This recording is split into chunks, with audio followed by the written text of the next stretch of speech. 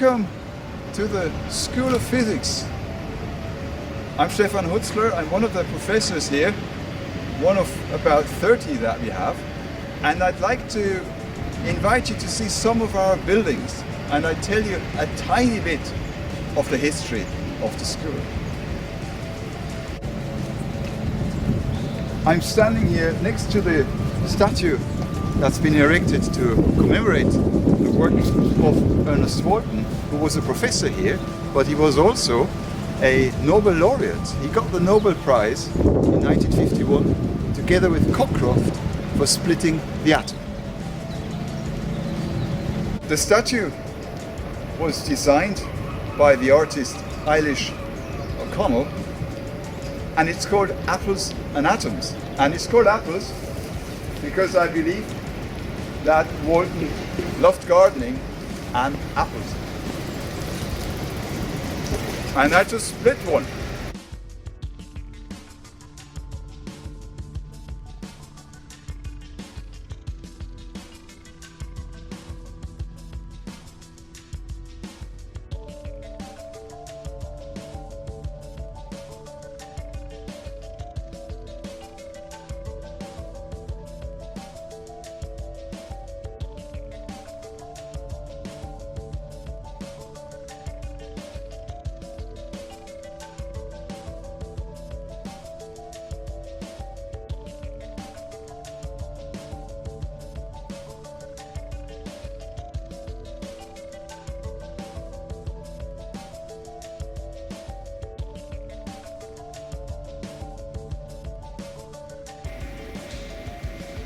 I'm standing here in the Erwin Schrödinger Theatre, the Schrödinger Theatre, which is our oldest and biggest lecture theatre. Erwin Schrödinger was one of the founding fathers of quantum mechanics, and he taught in here, and in particular he gave in 1943 a lecture called What is Life? So in these lectures, Erwin Schrödinger, who actually was a Nobel laureate, made connection between the fields of biology, physics and genetics, and this was credited by James Watson and Francis Crick, who discovered the double helix structure of the DNA. Now this stick might be old, but it's not as old as Schrödinger, I believe. I'm wearing the gown here, as you can see. But I wouldn't wear this normally in any lectures. It's only in the evening when the fellows go for commons that they wear this kind of garment.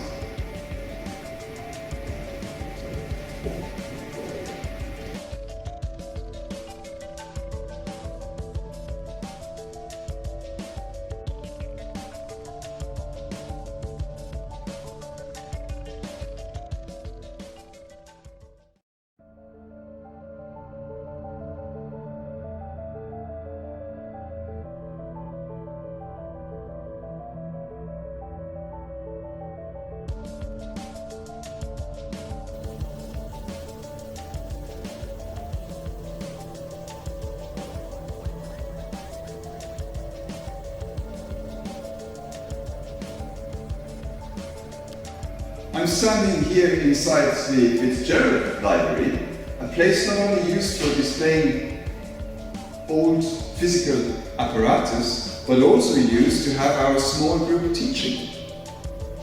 Well, Fitzgerald is actually shown on this portrait here, which was made by Jack B. Yates's father. So another display of art in our school. Fitzgerald is maybe best known for what now is called the Fitzgerald-Lorentz contraction, which describes that objects shorten if they're moving close to the speed of light. This was something that afterwards was detailed in the theory of special relativity by Einstein.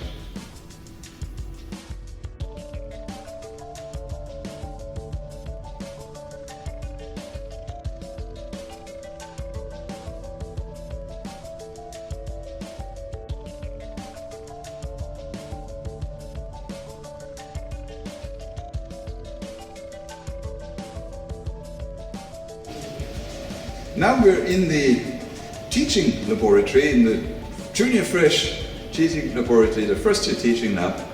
And you can see a couple of experiments lined up. This is the place where our students perform their first experiments.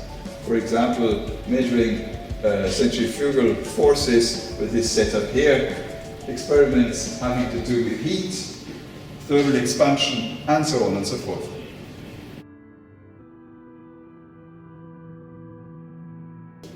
I will bring you to our computer lab now. Again, it's the undergraduate teaching lab. Computers are more and more important for physics, and in these computer labs we tell you how to program and how to solve problems, physical problems, using your computers.